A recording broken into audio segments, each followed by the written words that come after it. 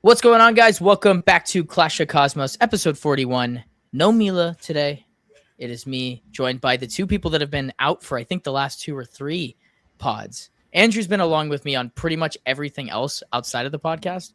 I think we've been together as a tandem duo. And we've been doing great work, unlike our team, who likes to drop points when we're up a man for 70 minutes. And that's what the title is. 70 minutes up a man. Galaxy still disappoint, but I am very happy that you were both back. Obviously, this happened last year too. I don't think we had a collective pod together outside of like one of the first ones, and then once we won again.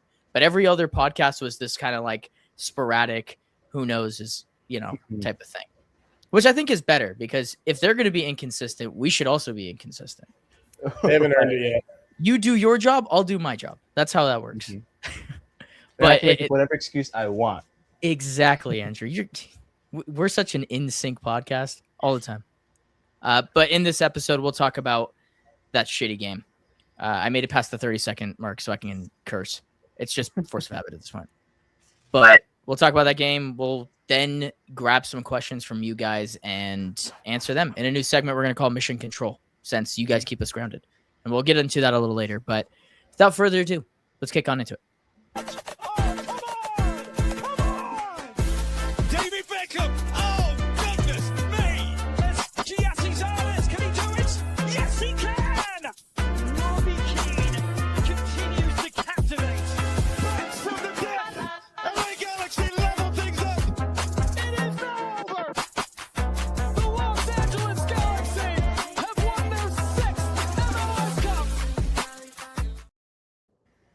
Alrighty.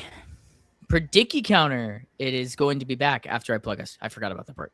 385 as of today. So thank you guys. We appreciate your support on all of our episodes and all the conversations that we've had. The fact that we can do a whole segment now where we can ask you guys for questions and have a real response and do that has been fantastic. So if you like this content, like, comment, subscribe, do all the fun stuff, and let's get into it. Predicky counter. Like I said, we haven't done it in a couple of episodes, but that's okay because there hasn't been any really predickies to talk about. This team sucks. But we all got the Mount Pleasant game correct because at least the Galaxy have been consistent in that competition. Dari's still with the lone predicky as he got the first game of the year correct. Congratulations to you, Dari. Thank you. And from a collaboration standpoint with our other podcast friends and social or Galaxy commentary standpoint, I have to give a big shout out to Brandon, who got the 1-1 result correct. And to our other podcast hosts that all were rooting for, or not rooting for, but predicted losses, really wanted me to have an awful time in Portland. You know what? Still shout out to you guys because you guys all do great work. And we've got 2 predickies there, which says a lot. I think that says a lot about this team if we're predicting draws and and losses as correct. Actually, the 2 predickies have been 1-1 draws. Funny enough. So that might be the stat from now on. This chat. Yeah, it might be. Let's just all start predicting 1-1s and us all being super angry. Yeah, every single time it's going to be a 1-1. Yeah, it'll be right probably 50% of the time. Yeah, I'm going to have a really rough year because I said I'll never predict us to lose. It'll never happen. So, yeah, yikes. Turn around. Fuck, man, this game sucked. I was there in person. Got to meet a couple of people there and enjoy Portland. And that stadium is fantastic, and everything about Portland is really fun when it comes to soccer and MLS. But it started with a little bit of I don't want to call it controversy because I think it was the right decision. But JT is now what I'm going to say is I believe he's the new number 1, and I think similar to the way that it happened with John McCarthy a few years ago. He has now solidified himself, I think, as the starting goalkeeper under Greg Vanney. And his comments in the game against SKC afterwards and into the week into it, and then even after the game against Portland, everything is leading me down this direction of JT as our starting goalkeeper. So let's start there because that was the biggest news coming into the match. Dari, what is your initial thoughts behind this? I think it's the right move right now. I feel like it's a little hasty to say that outright he has the complete job, but I think for now, unless something comes up and and Mikovic can kind of show that promise he showed before, I don't really see it changing. I don't think it's a huge improvement. I think Mikovic just kind of dropped his level a fair amount since last season. He had a rough start last season, but then kind of grew into the team and kept us in a lot of games. Saved us a decent amount of points, I'd say, honestly, even though we didn't get too many points in general. But we've seen a huge drop off this season, and he's been kind of a liability in the back, to be honest. So right now it makes sense. I'm interested to see how it continues, if maybe Mikovic gets opportunities in other competitions. But yeah, I feel like it's the right call for now. Andrew, are you in the same thought process as that it's the right call? Yeah, I like the way that Derry worded it, the right call for right now. That got me thinking that a big criticism that a lot of us have had with Greg Vanney is that when a player doesn't perform well, especially like these DPs, but when they're not performing, nothing changes. Vanney continues to play them. They wouldn't get benched. They felt like there's no consequences for underperforming, and that kind of extended to that goalkeeper position as well. But it's definitely a good thing to see that Vanney isn't afraid to shake that up and not afraid to be a little public, and calling out his players, his criticism. I think that's something a lot of us ask for, is kind of accountability. So it's a nice way to see it, I guess, in a little bit of accountability. But I think it's good for JT as well, because he didn't really ever do anything to deserve losing a starting spot besides have his knee blow up. So that's just basically what it is. 2-3 years after he's finally recovered, he joined the team last year, and now he's really finally getting his first chance at first team minutes since then. And he's not like he's Ricky Pooge, right? He's not a shifty little guy making all these turns. As long as he has his positioning right, he can do a good job. And I think that's something that we've seen. He just seems professional, does the big good, strong when claiming a ball. He's going to get the ball when he needs to. And he's going to be standing in more or less the right spot, which, to kind of expand just a little bit on Dari's point, Mikovic has had a pretty significant drop-off. When we did the 5 things with Mila, that is something I kind of mentioned, that last year he did save us a lot of points. He was really big towards the end of the year. But it's a little bit of a similar situation to what we saw in 25, where Mikovic starts the year as the number 1, but then he has shaky performances early on, and the number 2 comes in and takes that number 1 spot for a while. J-Mac did it last year. Now we're seeing JT do it. What happened last year was that J-Mac was a little bit shaky as well. Mikovic started to improve, and he came back in. Whether or not JT is someone who's going to be as shaky and let go of that starting spot is a question, I think, for now. And that's a little bit unsure because, again, like how I opened this point, he hasn't really dropped off. If he didn't get injured, he'd probably still be the number 1 for San Jose today. We have him now, and he's, I think, still that number 1 quality keeper. So, again, to me, it's interesting if Mikovic gets another look in, especially after he's kind of already proven what he can do. Yeah, I am fully under the idea that it is over, because everything with him has been up and down. And when a guy, like you're saying, JT had his knees explode, and he took a whole year with us to recover after essentially being out for 2 years. For him to come in and essentially just take the job outright, that's what he did, right? Mikovic was your MLS keeper, and JT was your CCC keeper. For Greg Vanney to look at that position and immediately go like, I can't trust this guy. Look, like you have to, and this goes to Will Kuntz, but those roster spots, especially international spots, like you have to use them and almost hit to be a very, very good team. And the fact that we're using one on a goalie says a lot, right? Most teams just play American goalkeepers for this exact reason. And the fact that he can't keep the ball out of the net, like, what does he provide in the sense of what does he do better than JT? And right now, if the level is JT and him do the exact same thing, then why are we spending a roster spot on a guy who's an international? Mm-hmm. It leaves me with a lot of question marks. And I think that we do have a goalie problem. I think to Dari's point, like JT he's not a world beater. Like this is a totally different conversation than John McCarthy. And John McCarthy was a proven MLS Cup champion, and we let him go and said, Mikovic, you will be our guy. And he has proven to me that when a team when this team is supposed to be better, he's still not very good.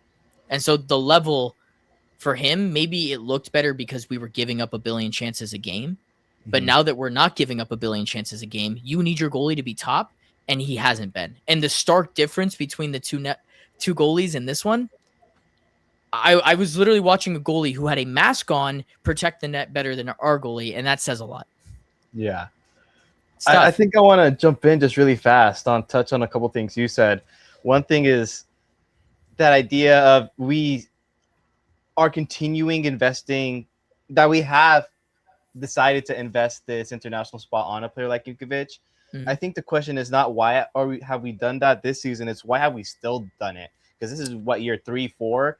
It's the same kind of situation, and it's pretty difficult to say that he's shown that, again, he's been better than your typical American keeper.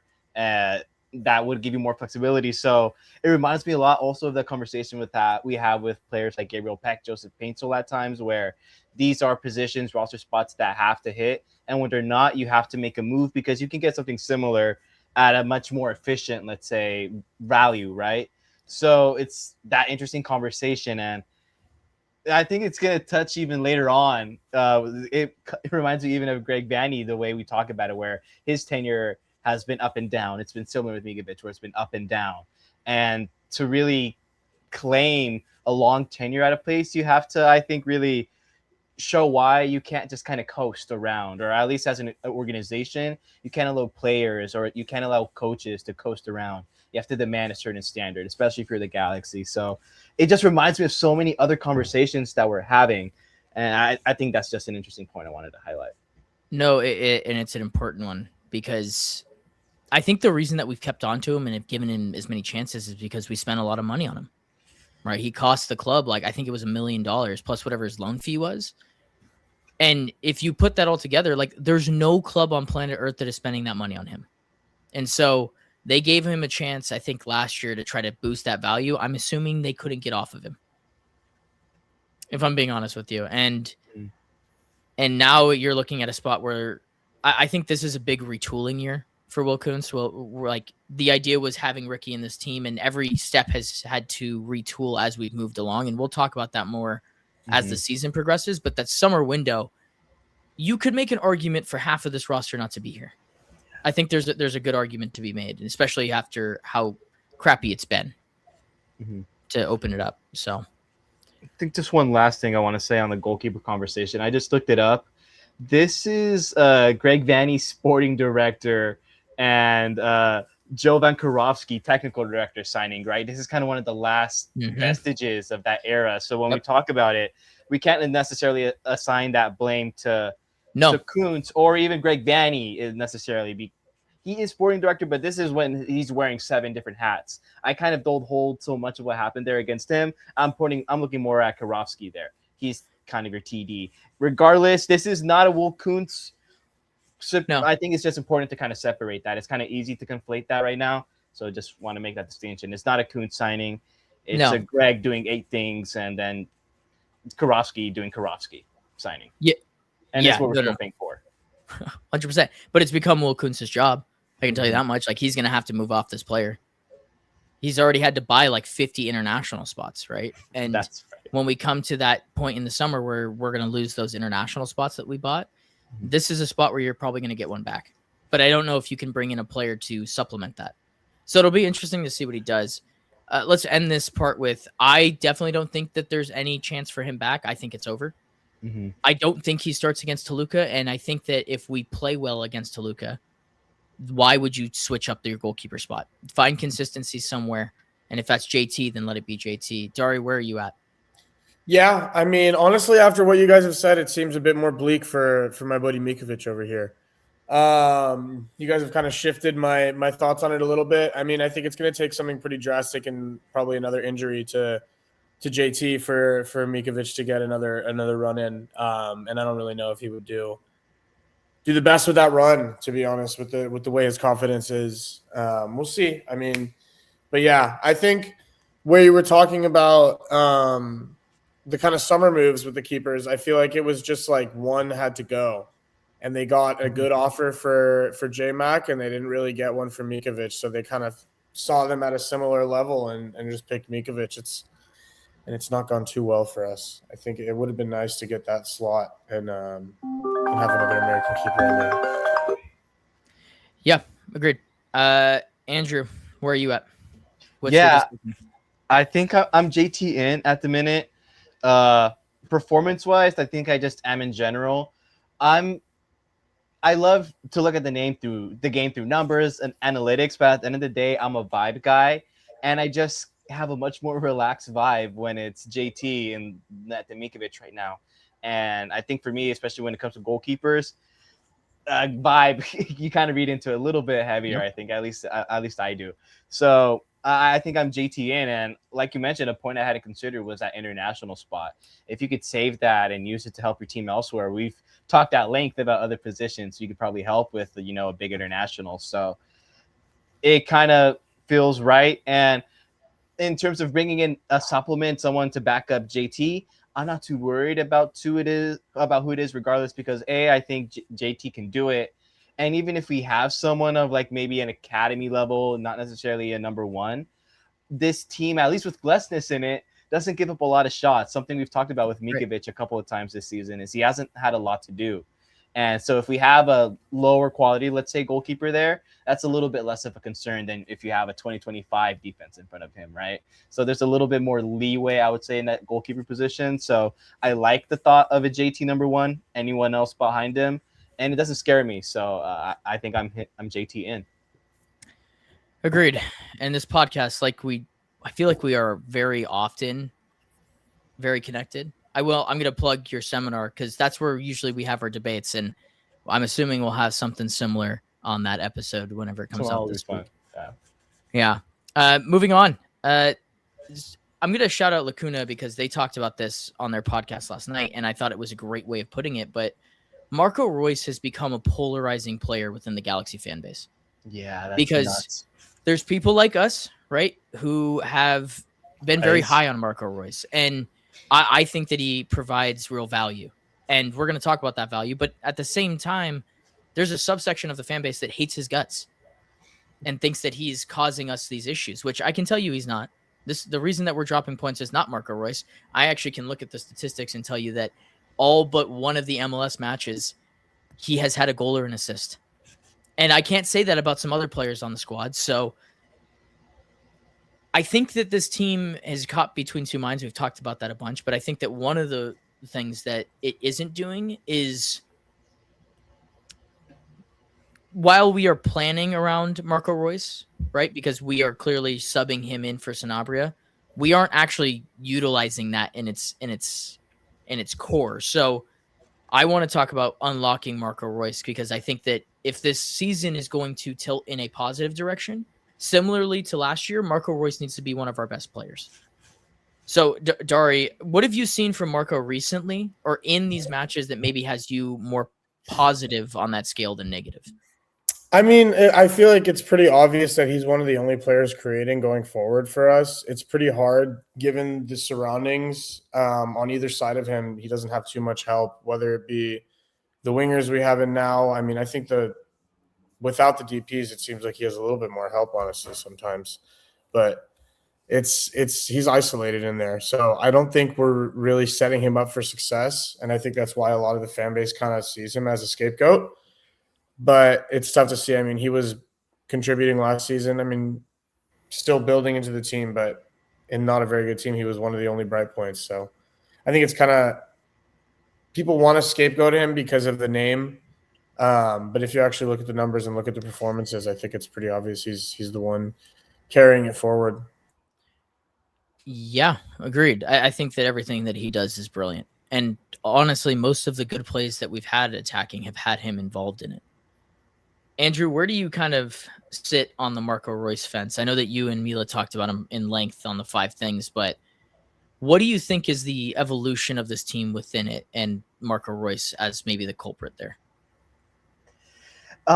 It's, I think, a misidentification of the issue. It's kind of misdiagnosing something. I think of that classic kind of picture you might have seen in like a psych class or something of like a stick with like 4 ends on one side and 3 ends on the other and 2 guys pointing to it.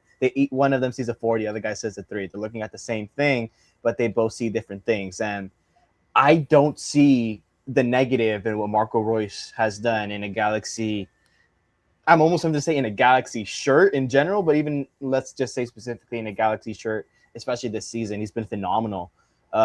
We, like you mentioned, Dylan, we talked about it at length with Mila, but if you look at the goal, the things he's doing, it's not normal. He does those things that special players do. If you watch that replay, first of all, the intelligence, the reaction, and I think the audacity maybe is a fun word to use to pull off that back heel in that situation. You got a man on you, your goalkeeper right behind you. You're basically playing a pass with the ice on the back of your head. Like somehow he's seeing Klaus behind him. All of this is going on. He plays that pass, and the weight of it is just perfect. If it looks like it's played with like a remote control or something, the way it kind of just stops rolling right at Klaus's feet. It's just he's doing otherworldly things, alien things. Besides that, the numbers he's putting up are consistently fantastic. They're consistently really high. The only player who I think has beat him this season in terms of forward passes is Lucas Sanabria, I think once against Charlotte. So there's just nobody else doing what he's doing, like you said, Dylan. So I don't understand, again, seeing Marco Reus as a problem. To Dari's point, it's him being misused. It's something we've talked about in the seminar. We've talked about it in videos here on this channel. It's Vanny not setting up Reus for success, leaving him on that island. We used the word isolated. Dari said it a little bit ago. It's just he has him in this 9th spot, which is we're seeing the impact he's doing. What all the good stuff we're talking about, he's done in that kind of isolated role. But again, you just think this isn't the best way to use him. Marco Reus has another gear. The LA Galaxy with Marco Reus has another gear. But we're just deciding not to use it. It's like having a Ferrari and driving it 40, you know, it's a very confusing thing, but that's just a situation. What can Marco Reus do when he's not allowed to be a prancing horse? Oh, that's a fantastic analogy. It's like having a Ferrari and going 40. Yeah. Yeah. I'm going to give Vanny some credit. I thought in this one, this wasn't really much of the issue. It was like a tactical setup thing for me. My issue is we don't play direct enough. And I think that is causing Marco to drop super deep because he's feeling that he needs to be this like creative force. And watching it in person, it was so stark. Like the level of frustration that he's having because the game is moving so slow for him, but so much faster for everyone else, if that makes sense, that he's starting to get really frustrated because nobody's in sync with him. And I think we talked about this with Nasi a little last year, but that was really one of the big things was the one player that was keeping up with Marco was Nasi. And we'll talk about him a little later, but I don't like Klaus is great and he provides a little something different, but him and Marco still aren't on the same page outside of the in the box stuff. And that's really where unlocking Reus is big for me, because when we don't play direct, and if you want to get critical of Greg Vanny's tactics in general and the like passing back and stuff, I actually don't think that's an issue. Holding possession is not an issue, but if you're not going to be direct with that possession, then there's no point in holding it. And too many times Marco is having to drop out of dangerous positions to pick up the ball to then be that direct player. And we're never going to succeed that way if we're constantly playing that way. I also just think that if the guys around him played better, and we'll transition to Peck here in a second, but if Peck plays better, if Tommy plays a little better, if Klaus puts away a shot, we don't have this conversation because the only guy who created in this one was Reus, and he had 7 chances created. And that he's always the leader in that stat. So I feel for Vanny in that sense, because what do? You don't have a creator in this team. We got a 9 instead. We said that Marco Reus was going to be our creator, and you have to live with those cards. But I think that there are things that we can do, and we'll talk about that a little later. So I just think that every time that this podcast gets a chance to like do a bright light on Marco Reus, because I think he's been great, we should do it, because I think the overall feelings on him have been way too far in one direction for me. Anything else on Reus? You mentioned we're going to talk a little bit more about the team as a whole. I think I'd save it for that. Okay, let's save it for that. But now we get to be... I think that there's been this like building tension and animosity in our group chat over the last like couple of weeks, and I think it came to a screeching halt. Is that I don't even know if it's the right expression that I'm using here, but Mila said it in the 5 things. I loved it, so I'm keeping it. It's Peck. What the heck? Dara, you haven't been on in a couple of pods, and you haven't gotten to talk about Gabriel Peck. So take it away, and we'll go from there. I mean, he's just been so disappointing. It's an insane drop off. We're talking about Mikovic's drop off, but his from the first season has been really rough, especially just the amount of money and investment that we've had in him. I feel like he gets a lot more minutes just due to being a DP, and he doesn't really justify them at all. So it's pretty difficult to watch, and I mean, he's just not productive. He's very wasteful. So I don't know if he's going to be able to just change that around. His value is tanking. We spent a lot of money on him. So it's all around pretty bad, I think. It's a good way of putting it. Yeah, I don't know. It's just there's not much good to say right now. No, Andrew, this is the guy that scored 5 goals in his last 2 matches, and then he came into this match and was just awful. So where are you at with Gabriel Peck? I know that you guys talked about it a little bit, but has that changed over the last couple days? I kind of remembered a stat from an article that I put out a couple of weeks ago that for some reason just hasn't entered my mind whenever I've gotten to actually sit and talk with you guys. But I've looked at the numbers comparing João Klaus the past couple of years, not Marco Royce, Joseph Paintsel, Gabriel Peck, and Dejan Joveljic, and to kind of look at specifically what these Galaxy, I guess, adjacent DP players are producing, and they're all kind of around that 10, 15-ish goal contribution mark. It's consistent. Like, he's producing what a DP should produce, even at this rate. He's definitely getting a lot of help from these CONCACAF Champions Cup games, but he's still on pace to have like a 10 to 15-ish goal season.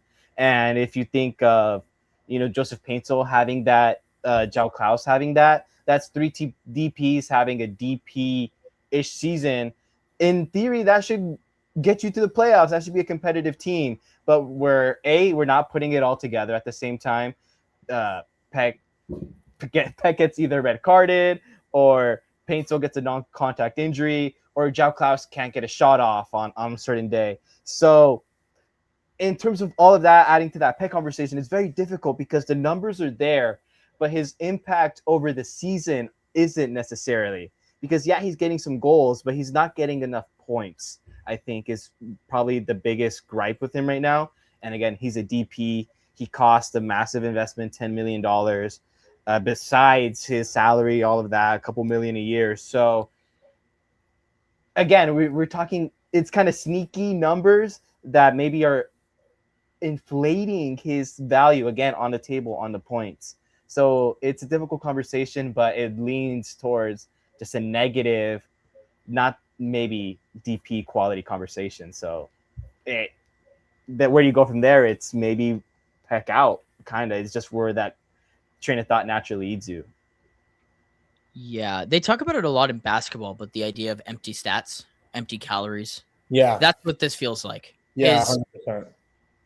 I don't even know. I'm so frustrated with Gabriel Peck. And I said it in my thing after the Mount Pleasant game, but I don't care what you do against Mount Pleasant. I really don't. Yeah. I agree 100%. What I care about is you performing in the league because you are a designated player in MLS. So prove to me that you're a designated player. And to Dari's point, like, since season 1, there's been nothing but regression. Yeah. Has any portion of his game gotten better since Ricky went down? No. And I think that also part of this, and I get that he's a confidence player, but for fuck's sake, try something. He's not trying anything. The only thing that he tries is the occasional shot from 40 fucking yards out that doesn't get anywhere close. Outside of that, I mean, he had a perfect passing percentage in this game. Why the fuck does our DP winger have a perfect passing percentage? Yeah, I want to see that from Tommy. You know what I mean? That should be a fucking stat for Julian Aude playing left center back in a game with 10 men. Not our DP right winger who needs to make something happen. And that's happening far too often. Yeah. And watching it live, I was telling Andrew this, the stark difference between watching it live and watching it on TV. The game is moving so slow when it comes to Gabriel Peck. The things that I was watching with him, and this is a different slow from Marco Royce, but watching him in comparison to on TV, he looks slow, like physically slow. Yeah. He got beat for pace multiple times. I thought that was his strength. Ball in over top, getting beat for pace, Gabriel Peck. I just don't know how he gets away with as much as he gets away with this fan base. I really don't. This is a guy that we talked about as being an MVP. I was like, oh, after that championship year, he's about to be he's going to be an MVP. Totally. And every game he comes into MLS play, and either he's not scoring, he's had 23 shots this season with 0 goals. But if you want to talk about a broader picture of how these shots are really coming, his XG is only 1.34. Wow. So we're not. Yeah, he's not creating for himself. He's not creating for others. So what is he doing? I genuinely think that his play is, and I've talked about this way too often, we play our entire football through him. And so if he's bad, like he's been, we're going to be bad. And I don't know if there's anything that Greg Vanney can do tactically to change that, other than put him in a different spot. Maybe. Or play someone else. Something I've thought about. Who do you play? How can you? It's going to be nuts to say, but Harbor Miller, for me, there were moments in his recent performances where he just cuts inside and he releases a powerful shot, and it actually tests the keeper. And he does that over and over. It's just, those are things you want to see Gabriel Peck at least trying. He's not trying them as much as Harbor Miller is. Harbor Miller is trying them and pulling them off way more successfully, I think. So that's nuts to say. We're talking about an 18-year-old and your DP winger. Yeah. Alex Ruiz had the post game with Vanney talking about breaking down low blocks. Mm-hmm. And maybe it's just me because I'm in this mode, but I thought everything that he was saying was about Gabriel Peck. The choosing me over us. That felt like it was aimed at Gabriel Peck. And to be honest with you, I'm shocked that he hasn't just flat out said it. Because everything that Gabriel Peck has done so far in the league this season has been selfish. The red card was selfish. Every game I see him take on and just not play well, and it's all because of selfish play. And when was the last time you saw him do a ghost run into the box like that? The ones that Greg Vanney was talking about, like the back post run to clear up some space for Klaus. I don't ever see him do it. Mm-hmm. The game actually, when we started to turn it up towards the end, Cuevas came in, and watching him on that sideline, Cuevas was the guy making that run constantly. He's a busy. And that might be some tactics, but I'm gonna be honest with you. I just don't see it right now with Peck, and he has become such a uncomfortable conversation and uncomfortable watch because, to your point, and I think that we've all kind of been saying it, like if we're looking at the summer and this doesn't turn around, you gotta change something. Like, I'm sorry, Ricky is not changing everything next year. So you have to change the team to fit Ricky Puig coming in next season. Yeah. You have to change the team regardless. Doesn't matter who's coming back. You have to improve the team. Yeah. And these are the tough conversations that a guy like Will Kuntz is going to have to make. Yeah. Dari, is there anything from your perspective that you think Gabriel Peck could be doing differently to potentially get himself going? I mean, I don't see a lot of effort. It's like it's lazy. It's lazy, and it's safe. You know, I think he, like you said, why does he have 100% pass completion? That's actually like a ridiculous stat for a winger or any attacking player. If you're not taking risks, you're not doing anything to progress the team forward. You're not kind of trying to create anything. So, I mean, it needs a shift in mentality for sure from him. I mean, he has the talent. We've seen it. It's just he's been in this rut, it seems like, for 2 seasons now. So it's a bit worrying. He's younger still, so he's 25. It's getting to that point where if he doesn't get his mind right now, it could go south. Yeah, I'm at that point where I'm tired of having that he's young conversation. Like I'm 26. This he's not that much younger. What was he gonna say? You know what's funny, when I brought up the stat in my head, I kept thinking of, because the World Cup's around, But that commercial where it's the guy and he's like, well, I'm Neymar then. And then he passes the ball and the guy's like, Neymar would never do that. Yeah. Why is Gabriel Peck, a Brazilian, having 100% passing completion as a right winger? Yeah. Neymar would never do that. Like Gabriel Peck would never do that. Why are we doing that? Yeah, he's like a shell of that first season player we saw. Peck, what the heck? Yeah, man. Peck, what the heck? Yeah, man. Andrew, do you have any closing remarks on Peck before we move on? Just quickly repeat something I said on the 5 things. It feels to me like we've talked about it, and it's not an excuse, but he really just is a confidence player. You look at Gabriel Peck against these Caribbean, Central American teams. He has that confidence. He has that spark. He starts looking like he can do things again. And because he knows he can beat those players. But as soon as there's a little bit of a doubt, of a question of whether or not he can beat an MLS defender, which is what we're seeing, his bravery falls off. And that's why players like Cuevas, like Carver Miller, are looking so fantastic in comparison. It's not because they're $10 million players, because they're not. They're really great players, but they're thinking the right way. They're doing the right things. They're having that bravery. They're having that effort that Dari was talking about. So again, we're talking about your DP player not having this. It's unacceptable. And we keep on talking about this uncomfortable conversation. Like Dylan says, it's just, it gets to a point. Yeah. Look, I've said it in every video about Peck, and this is where I'll end it, is just the idea of if he's not our best player, we will not be good. We just won't. We won't. The ceiling goes away, and the floor right now, especially without Glesnes, isn't very high. So 1-1 draw FC. Here we go. Whatever.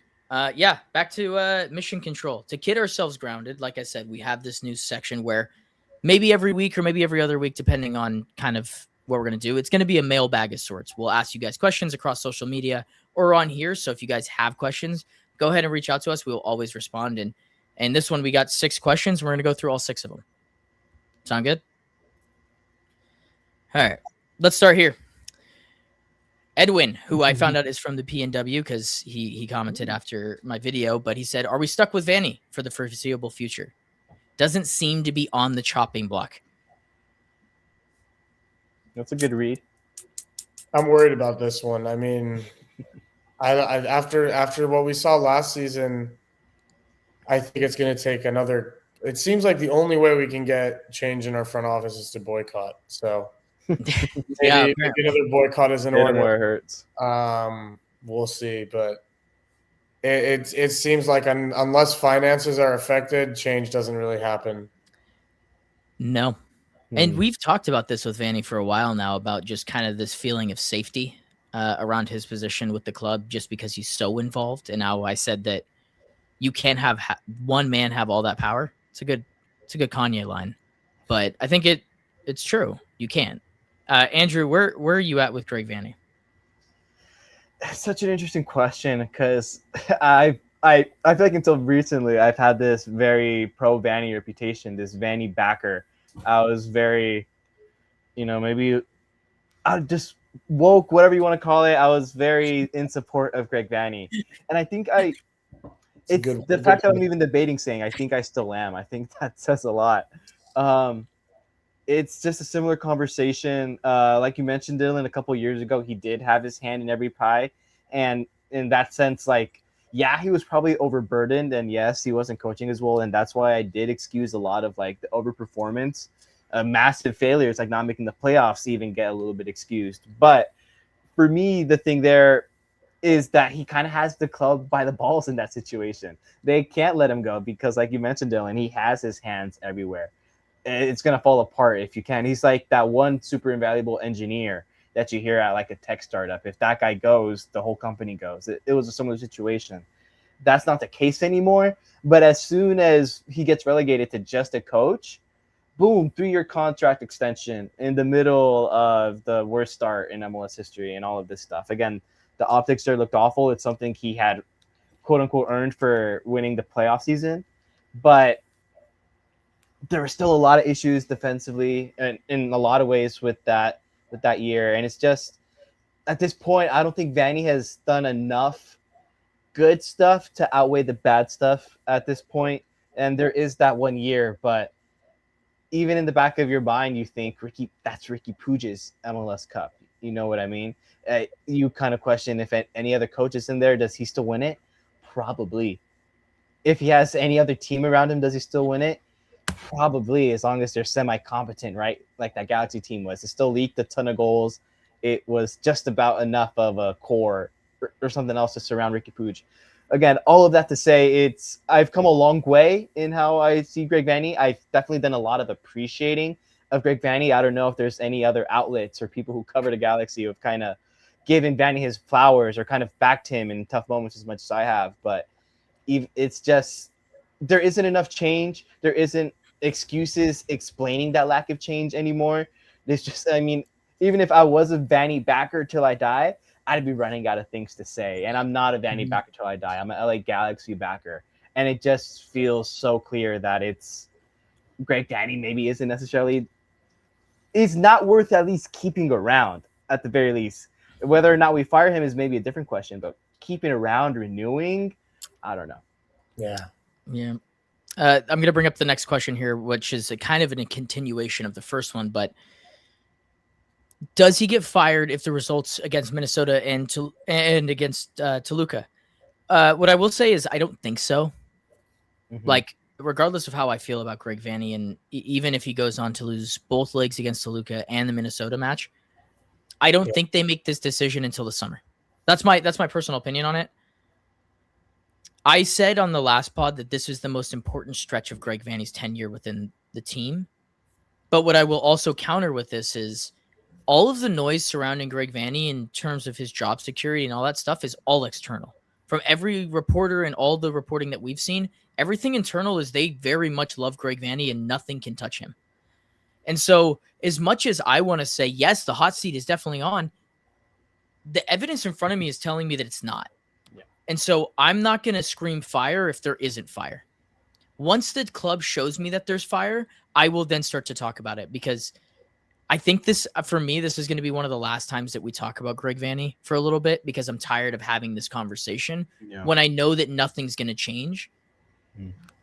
And I also do want to give him some credit, because I don't think that all of this is his fault. And I wanted to actually, before doing this mission control thing, I wanted to name this section Blame Game, because that's what this current portion of Galaxy Land is we all are trying to find someone to blame. And I'm starting to run with the idea that it's everyone's fault.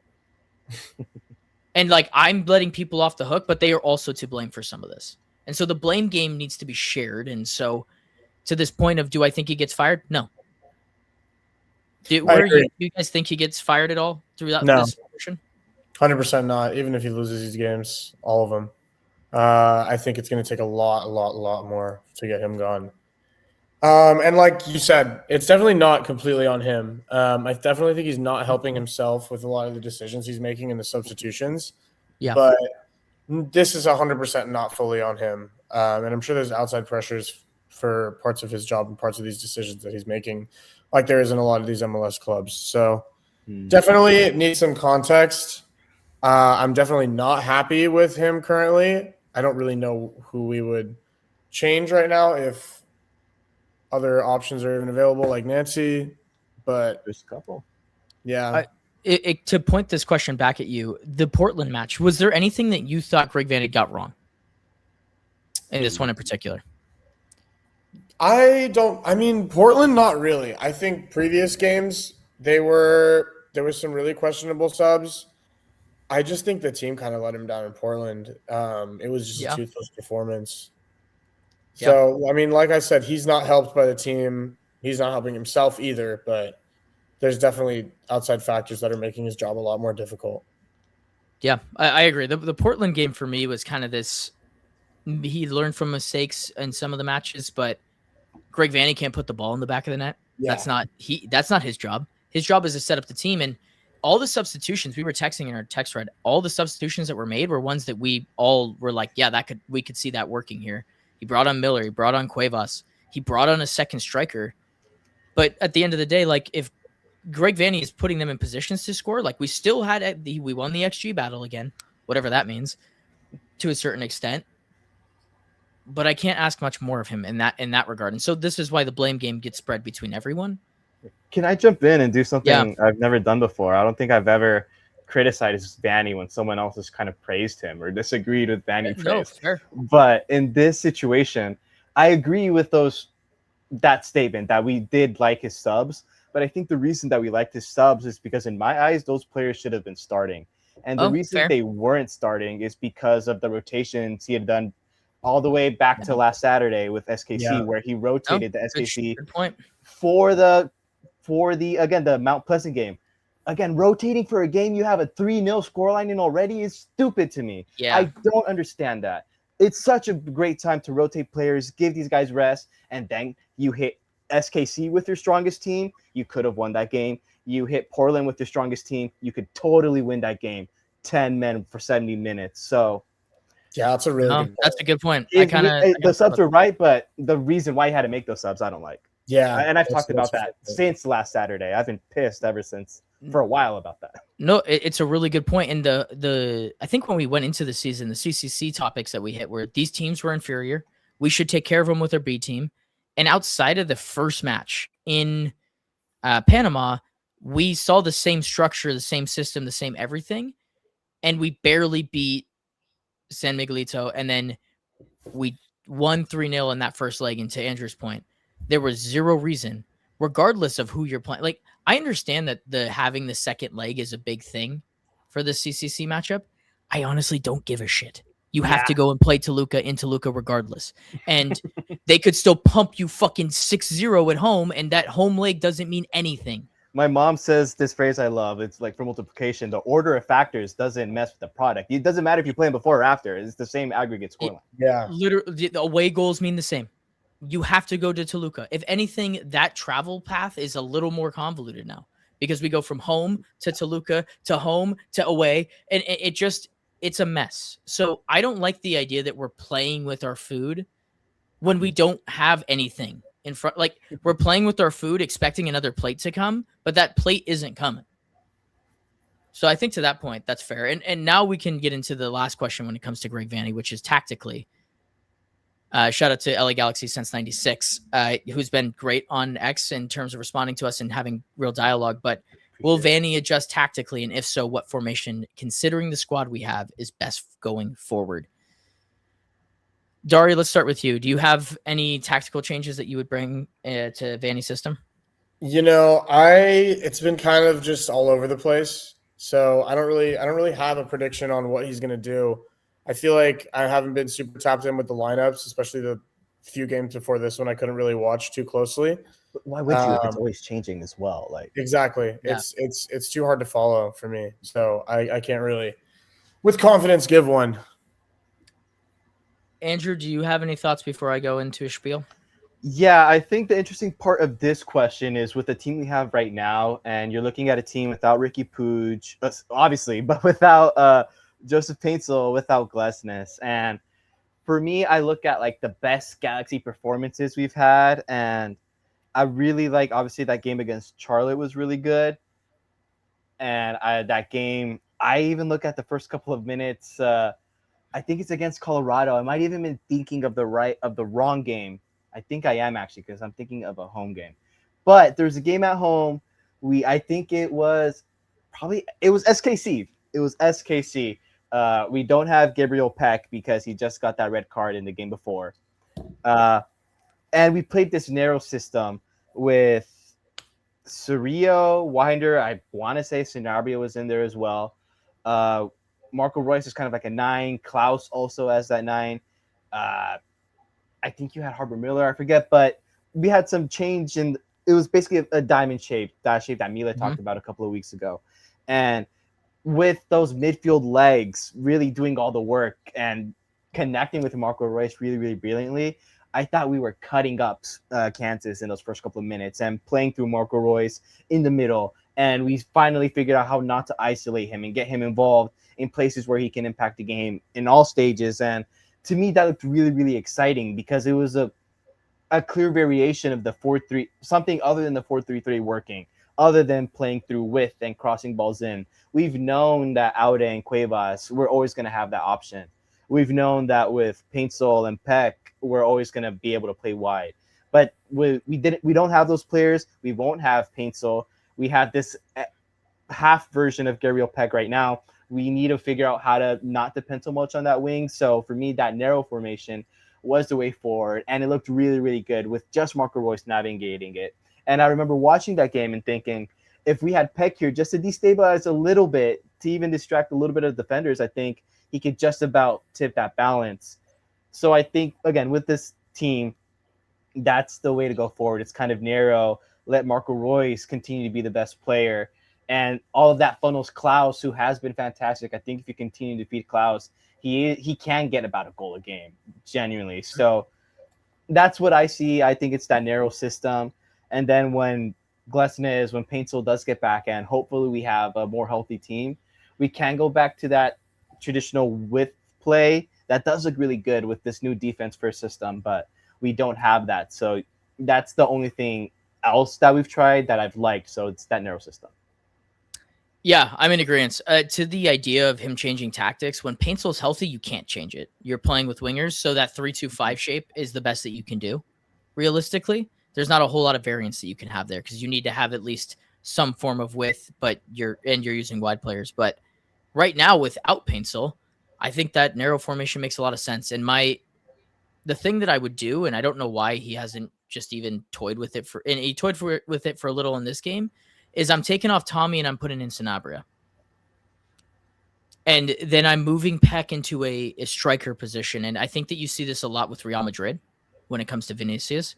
Your width can come from a striker. It's totally fine if that comes that way. And if you watch the way that Vinicius Jr. plays for Madrid, it's a lot of just those balls over top, going in behind, playing direct in that 4-4-2 shape. And one of their main players, and I'm not going to say that Sanabria is Freddy Valverde, but the idea of that player where you can move a central player to wide positions defensively and then make your shape very width oriented once you move forward is the way that I want to see this team play. And honestly, the one thing I've been super impressed with Sanabria in general is just how direct he's been this year. Yeah. Very much molding into like a 10 kind of player, like a defensive 10. It's kind of contradictory, but if you can play that way if Paintsel's out, I have not seen anything out of Tommy to really make me think that he's worth having there. And obviously whatever we're doing with Peck isn't working. So let's try something different. Let's move him into a different spot. Let's allow him to kind of free roam. Let's let him essentially say, like, hey, if we're going to fully go into Peck ball, like let's kind of let you do whatever you want in whatever positions. Let the game come to him a little more natural instead of it being forced to him in the wide areas off the right. Like if the ball's coming to him more naturally off the left, then go to the left. And if it's coming more naturally off the right or through the center, whatever it is. Yeah. But I know Greg Vanney and I know that's not going to happen. So tactically, I don't think anything changes. I think that he's pretty sure that this is going to work eventually, and he's willing to beat a dead horse until we get there. Yeah. One thing I'd want to say, what you described reminded me a lot of that Charlotte performance where it was Sanabria. He has that assist to Gabriel Peck, right? The long ball over the top. It's exactly that. Sanabria is so good at that forward direct passing. We talk about Marco Royce being isolated.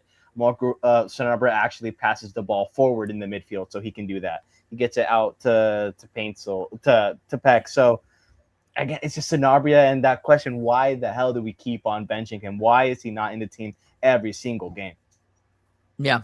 And I think I'm going to jump to the next question, which is from LA Galaxy Commentary, which is, aside from Ricky Puig, what else is the LA Galaxy missing? And because he's not here, I'm going to fill in his void, and I'm going to say formula, mentality. I actually don't think it's any person in particular or a particular style of player. I think we have the tools, but the killer mentality that we talked about all throughout the championship season is just gone. We don't have a single player that has that level of, I called it bastardness in a podcast. I still agree. The only player that kind of does that is Sanabria for me, which makes it a non-negotiable for him to have him start. Like in the Portland game, he ran down a ball on a transition that could have been like a one-on-one opportunity. It ended up being offsides, but having a player that just kind of has this aggressive nature to him, that shows up in the spots of the game where we don't play direct. And when I think of like the timidness of this current squad, like it almost feels like they're scared to make a mistake, or they're scared to put in the ball, or they're scared to create a chance, or it's all just like, okay, we're taking one step back at all times instead of like almost aggressively overdoing it. And so from that question, no, I don't think there's like a player, but I think in terms of mentality, I think we should play with a little more chaos because we clearly have the talent, like attacking wise, to play with chaos, but we don't ever do it. Like we're so stuck on the idea of being safe that we don't ever do anything that will win us games. And I think you can be fine playing safe. That'll get you draws, but you're not going to win matches consistently if you're not playing at least with some spark. Yeah. Do you guys have like an opposite feel to this question? Like, do you think it's a player more so, or do you think it, like Milo was saying, it's more mentality? I think you put it perfectly. Milo did. Like it's we have all the tools. It's literally we're only missing one player, and I mean I guess Joveljic too if you want to go that far back, but it shouldn't be that hard. We have a good squad here. It's mental. This sport is so mental. Like everything about this sport is mental, and a string of 5 games poor can hurt you very, very deep, and it can cause you to go on a crazy stretch. We saw that last year. Or you can go on a 3-game heater, and it can change your whole season. So that's why I'm not totally out on this team, right? Like they could totally pick up form here, win the next 3 games, advance past Toluca, and then all of a sudden we're talking about the Galaxy being back. I if I was a betting man, I would probably lean towards that not happening at the current moment. But not to say that it's out of the realm of possibility, but I think the only way to get back to that is to play with some fucking heart, play with some killer mentality. Like that was the one thing that championship team had, was they saw a chance to go for blood and they took it. Like we are holding the possession in matches, but I don't see us ever really threatening. Like the only time we really look threatening is when Edwin Cerrillo plays the cross ball, and then the winger is very decisive with the decision. But outside of that, like lethargic. I like this idea of the team not having like leaders in the pitch. And I feel like we do, especially with Glesson. It's like we have leaders, we have captains, but I think just the statement the Galaxy need a leader isn't enough. The Galaxy, I think, need a leader on both ends of the pitch. I think we talk about it, we're a very belief-driven team. When you have a player like Glesnes, like even Maya Yoshida last year, the team plays with the confidence because they know they have like a defensive reference who is going to make things all right. They have kind of this belief that they're going to play defensively because X player is there. It's almost, this team is very religious, but it's almost religious in a sense. They see that figure and they feel safe, right? Like that's their, let's say, quote unquote, defensive Jesus, no blasphemy intended, but they look at him and they feel secure and they play better. That's what Ricky Puig did a lot in 24. Yes, the team went down a ton, but they never played like they were out of games. They always played with that hunger, that killer mentality that you mentioned, Dylan, because they knew that with Ricky Puig there, they could get goals. So they were sacrificing, making all those runs, all those things we're not seeing, because they believed in Puig and they believed it would pay off. They don't have an attacking reference to look to. They don't have that attacking Jesus, that attacking leader to look at. So they don't have the belief that their runs are going to pay off, so they don't run. They don't have the belief that they're going to score, so they don't do things to try and make goals happen. And that's what I think they need, someone to make them believe. But they're looking for someone else. They're looking for that Jesus. They got to know that Jesus is inside you, man. You know, they got to have that within themselves to drive that team forward because it's on them now. They can't look at anybody else to do it. So what it looks like this team needs is that, an attacking leader. But we supposedly have them. So it's... Yeah. I'm going to bring up Bruno Fernandes here for a second, because I think one of the biggest criticism that player gets is about his moaning, and like he's always yelling at his own teammates.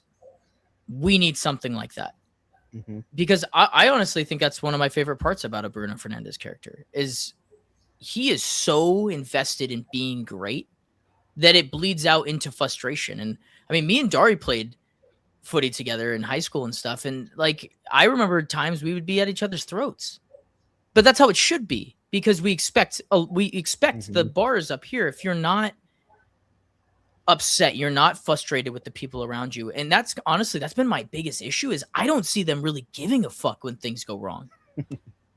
Like maybe every once in a while there's like one of these, but like there's not, and no one's ever yelling at each other. There's no the frustration that they are telling us that they're having hasn't bled over into the pitch once. We see a little bit of that from Marco, but because he's a winner, right? He wants to win. He Has understands that. it. He's the only one doing it, though. But he's such a soft-spoken individual. He's always been like that throughout his career. He's a leader by example. I need someone to get into these guys. I need someone. Oh my God! How many times did we talk about Ricky Puig just laying into one of his teammates? It happened all the time, and him and Joveljic too. We used to have conversations about them. Are they like good? And like, right. There's a level of, if you are the best at your sport, you will get into it with other people. You see it all the time. We just don't have that in our team. There's nobody who's right now, I think, is striving to be that player. We have a bunch of soft-spoken leaders, obviously, like, and that's all right. But I think that we're missing that. Someone not afraid to ruffle some feathers. So to cap off LA Galaxy's commentary, his thoughts when we get to the summer, if we're looking for a piece, that's the player that I want. I want a player with edge, a bastard. Yeah. Like if Casemiro potentially it gets in the conversations again, like if that link resurfaces, I'm going to be all over that, because that's a player that brings that level. What we need. That's a level of player. That whole idea makes me almost think that we have too soft of a team. Like we built a team of great people, but we didn't build a team of winners necessarily. We've talked about how in our recruiting or scouting, we've looked at that. We want these to be good, like locker room characters. We have good energy. So we have like a great fraternity, it feels like, at the club. Everybody likes each other. Everybody gets along.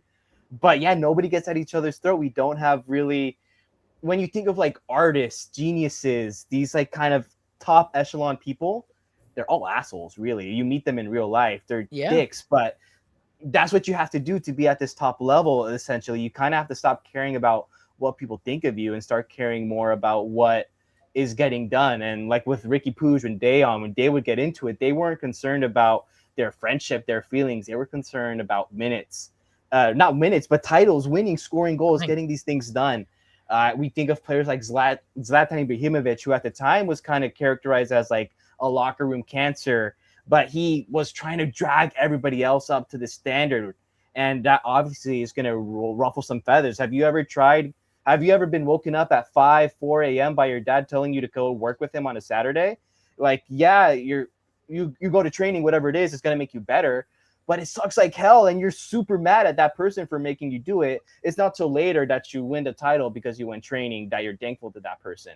In the moment, you hate them, and you will say whatever you want to them, but it's for your own good, essentially. You need someone who's not afraid for you to be mad at them. Again, it's like a parent almost. Like, I'm not here to be your friend. I'm here to make you be the best you can be. We need more of those kind of bastard characters. Maybe we kind of got to switch that philosophy. Let's stop worrying about building a good vibe around the locker room and start thinking about some winners again. Yeah, I am 100% on board with that. 100%. I've never thought that way as well. I've always been you got to have that brotherhood. It's got to feel like a locker room, but you're kind of seeing the other extreme, right? I've never There's pieces, but when you look at all historically great teams, they aren't built off friendship. They're built off of, and like, those guys don't stay friends. No, they don't talk after.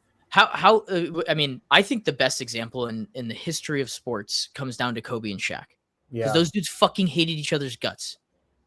You can become friends afterwards. I 100% agree, but I don't think that, or you know what's a better example is F1.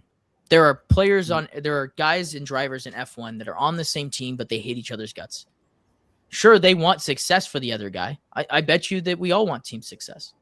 But at the end of the day, I need to be looking to win. And I just don't think that if you want to get into the group dynamic of that, I don't think there's enough winners in that regard. Where I think Gabriel Peck should be thinking, me, because I want to go to Europe. And right now, he's not showing anyone that he wants to be me, and I want to go to Europe. Yeah, he's showing a lot of complacency. Oh my God, it's okay. We're at an hour and 4 minutes. I don't blame you for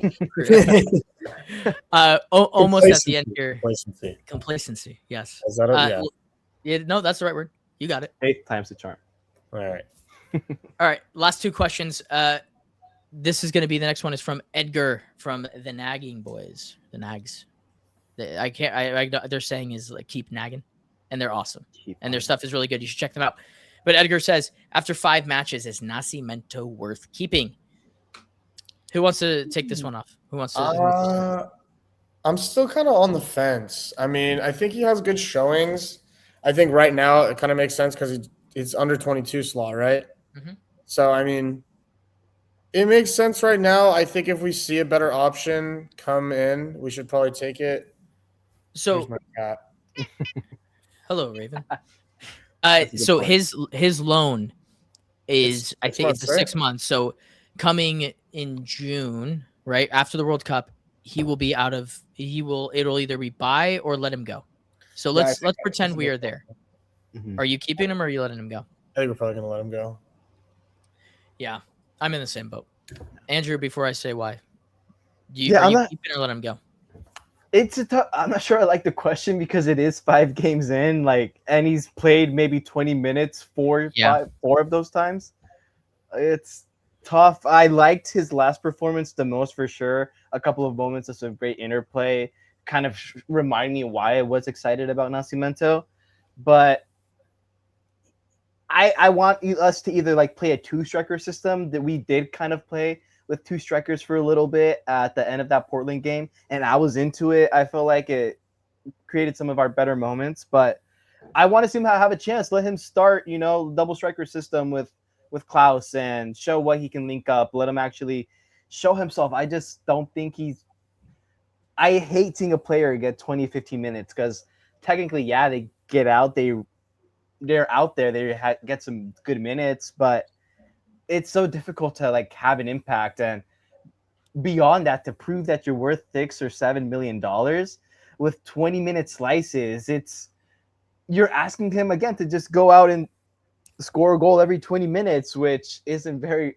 it's just not realistic to me. I don't know what you're looking to see for him to trigger that when you're only giving him 20 minutes at a time. I think if you're making a $6-7 million decision, you test drive it a little bit more.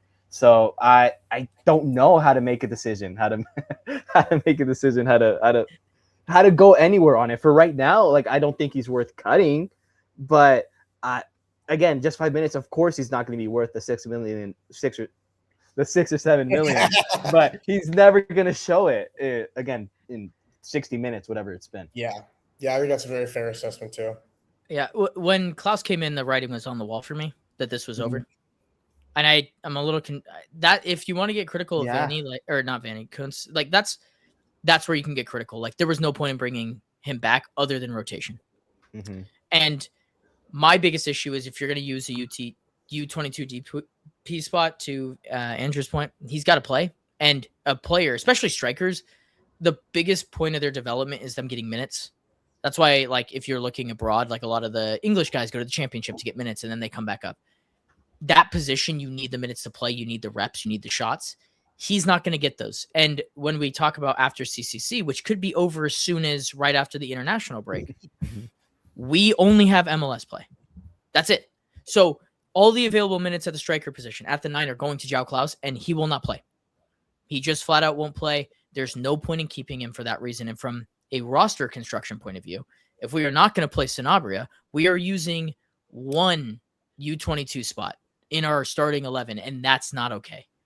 Yeah. So my thought is you let him go, you let him walk, and either you fill that spot with some American talent within the league that can be a lower deal money, or you let Marco Royce play the false 9. That's an I guess the backup option.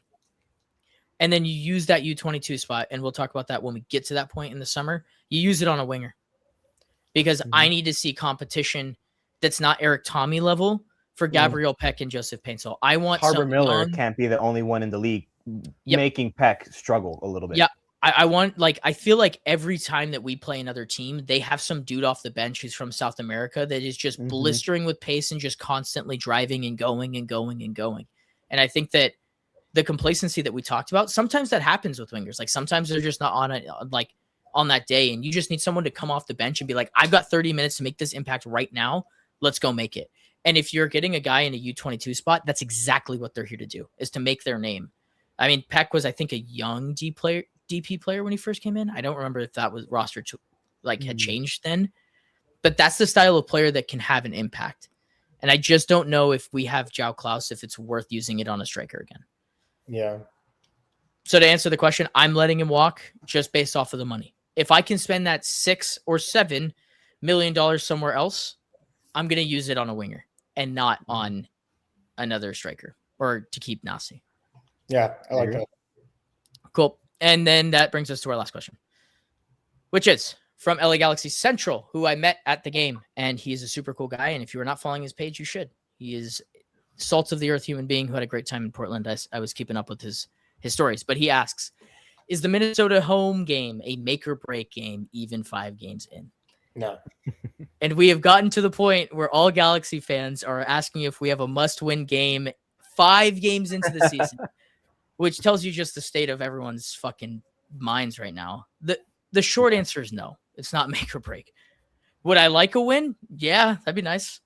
I think it's a morale make or break. I think stuff gets a little darker if we do lose or just have a bad showing in this match. But I don't think by any means it's obviously not a mathematical make or break.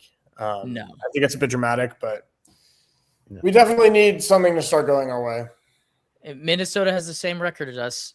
So, to put it into perspective, it's already a big 6-pointer in that regards. But yeah, they have James. I think he's gotten his first couple of minutes, so I assume he starts this game, which is really cool from that perspective. Like, if you are a Galaxy fan, buy tickets for this game on the simple fact that you will see James Rodriguez play.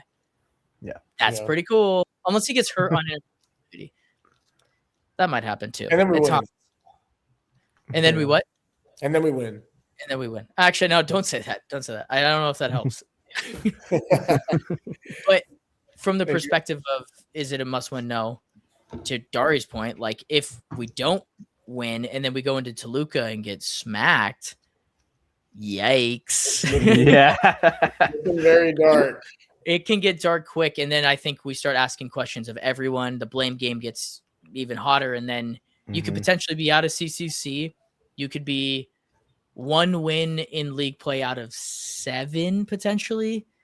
It gets dark as dark gets, and in my perspective, okay. So here's what I'll say. I know the stakes at Toluca, but if you were Greg Vanney, what are you prioritizing? I think I know what he's going to prioritize. He's shown that it's CONCACAF. He prioritized the game against, again, a 3-0 lead with the Jamaican team. He prioritized that game. He's sure as hell going to prioritize the game with the holding Mexican champions who beat them to a title last year. Yep. So there's your answer right there. Yeah. My idea, and I will be way less mad if that's the thought process. Like, I've been pretty clear on pick a lane and be in that lane.